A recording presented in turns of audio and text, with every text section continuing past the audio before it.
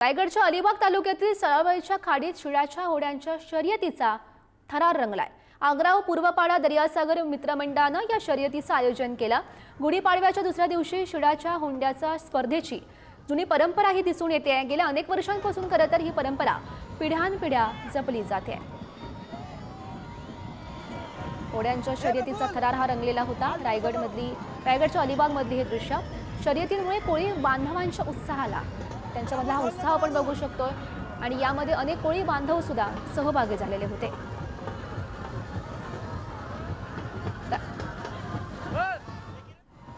गुढीपाडव्याच्या दुसऱ्या दिवशी पारंपरिक पद्धतीच्या या ठिकाणी शिळाच्या होडीचं या ठिकाणी स्पर्धा असतात। तर मागच्या वर्षी देखील या ठिकाणी मी स्पर्धेचा आनंद घेण्यासाठी आलो होतो। यावर्षी जास्त प्रमाणात महाराष्ट्र होड्या त्याच्यामध्ये सामील झाल्या।